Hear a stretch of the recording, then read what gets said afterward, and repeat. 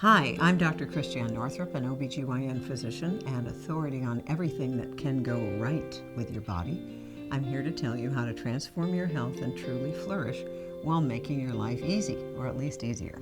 Now, health isn't just about getting a physical and having blood tests. God created us as holistic beings with a spirit, a body, and a soul.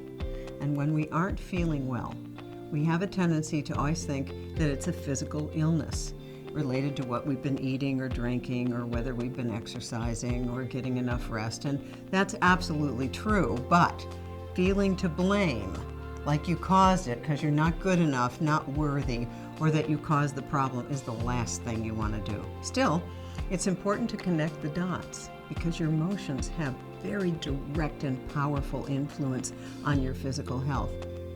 Remember, your emotions are the language of your body, and sometimes emotions are the root of all of it. My colleague and friend, Dr. Bernie Siegel, who wrote Love, Medicine, and Miracles, said, "I've come to believe that all illness comes from the inability to love ourselves." How true that is.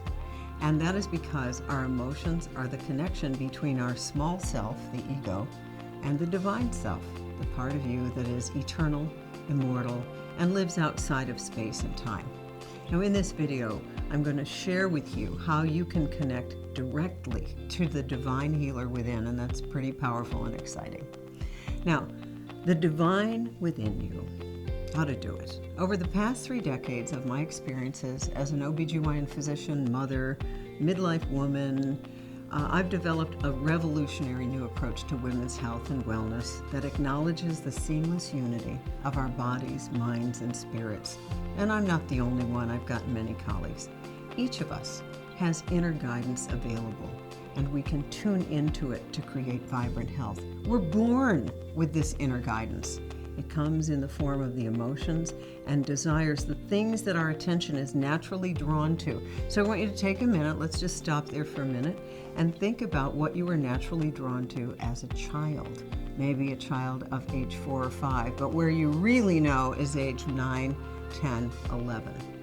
Now, our inner being leads us toward the things that feel good and away from the things that feel bad. Now, if you're listening to this, chances are really good that you're an empath. You're someone who feels a lot of other people's emotions. We feel things that others don't feel. And in order to feel better, we tend to lower our vibration to fit in. And then we blame them because we don't feel good anymore. Now, there's 2 things that does, that's exciting. When we feel that for others, we're actually helping clear those feelings from the collective. So we're doing a service. The ancients believed that the phrase "I am" was a synonym for the God within you. How many times a day do you say "I am" in a day? I am tired. I'm exhausted. I'm thirsty. I'm feeling crazy.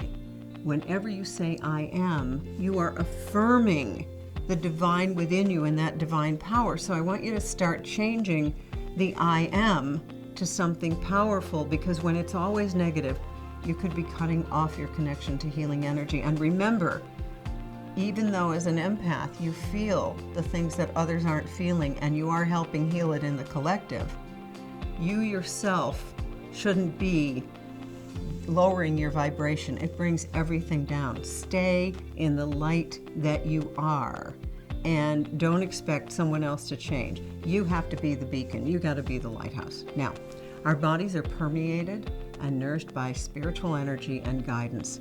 Now here's the kicker. You have to have faith and trust in this for lasting health and happiness. So it's kind of like you see lightning first, but it takes a while for the thunder, right? So you have the faith first, but it takes a while to see the manifestation. But when you're in touch with your inner source of power over time, over and over and over, you're going to see how this manifests in your life. Each of us has within us a divine spark.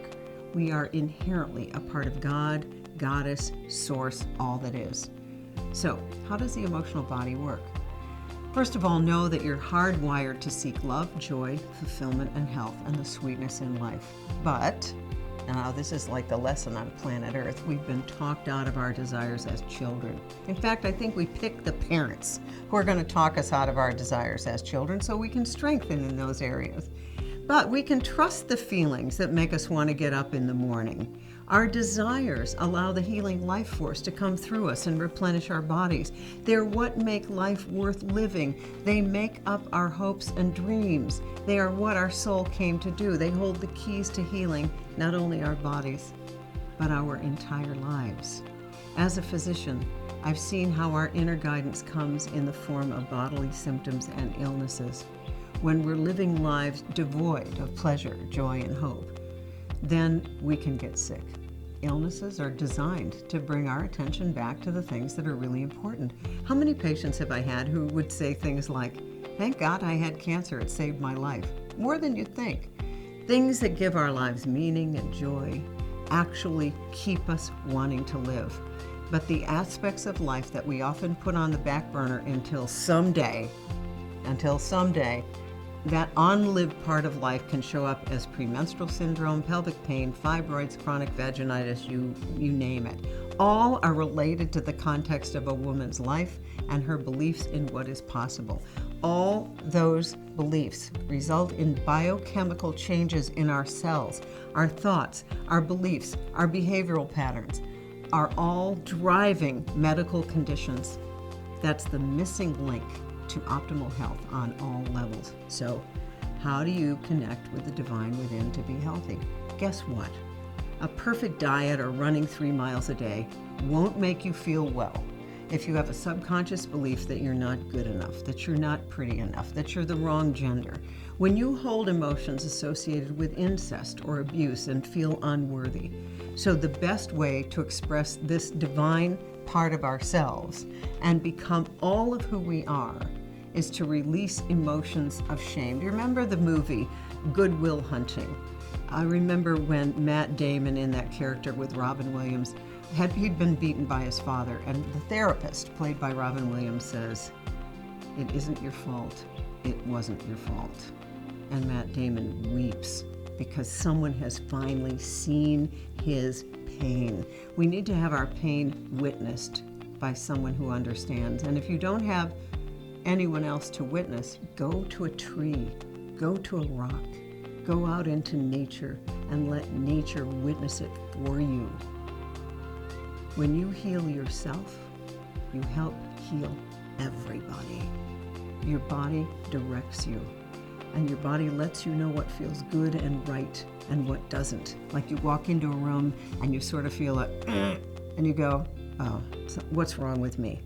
What's wrong with me? I should get over it." No, your inner guidance was saying to you, this is probably not a place that's going to work for you. So illness is often a sign that we're downgrading our own vibrations, as I said, to match those of those around us so we can fit in and not be alone. Now that I've shown you that pattern, it's going to be a lot easier for you to stop. Now, I want you to know how to connect directly with the divine intention that created your body in the first place. First of all, have the intent to connect with divine guidance and release your expectations of what will happen as a result and wait for a response. Be open to noticing the changes that relate to the original intent. And neither your intellect nor your ego can control the connection or the results. So let's start with a couple affirmations. And remember, as Michael Beckwith says, affirmations don't make something happen, they make something welcome. So here's a couple good ones. I am health, strength, and prosperity. I am calm in times of stress. I am inspired to find solutions to my problems. I am flourishing in my body, spirit, and mind. I am a shining example of health and happiness for my friends, co-workers, and family. Now, as you've said those affirmations, if I were to check the IgA antibody in your saliva, it would have increased. Those affirmations improve your immunity. Now, there's also the Change Me prayers of my friend Tosha Silver, and here's how she does it. Divine Beloved, that's the word she uses for the divine part of us, please change me into someone who can easily release any dark emotions that I may be holding, even if I don't know what they are. Help me to feel and then release everything that needs to come up. I am safe and all is well. So you can always say, change me. Now, I also want to teach you how to do a divine love petition, because there's a lot of ways to invite the sacred into your life. So this is something that I learned from Robert Fritchie, who started the World Service Institute. You go to worldserviceinstitute.org to learn more. But here's a petition. Okay, here it is. Now I want you to sit with your feet on the floor, with your hands up, and don't cross your arms or your legs, because the body is a battery. And this is the petition. With my spirit, and I always add this one, and the angels' help, I focus divine love throughout my system. I ask my spirit to identify every cause and every situation that separates me from the Creator, and now remove those causes and situations with divine love according to the Creator's will. Then you take a breath in through your nose, which draws in the petition, and then you pulse it out through your nose, and that activates the petition. And you just sit there. You're now connected. And at this point, as Bob teaches, you can ask the Creator a question, and you'll hear the answer, and you'll think you're making it up, but you're not. And over time, you're going to get better and better and better at hearing the answer. So you can learn a lot more of this by going to worldserviceinstitute.org. Now also, exercise really helps you tap into the sacred, because a lot of times when you're exercising or showering, you'll hear things. People get inspiration. Writing helps. Helping others. Organized religion can be very inspiring for people. Being out in nature. Matthew Fox, the Benedictine priest who came up with the term original blessing, talks about how children always go into nature when they're in pain, to a tree, to a rock. The phases of the moon help, the seasons help, chanting helps, speaking prayers out loud, saying the name of God.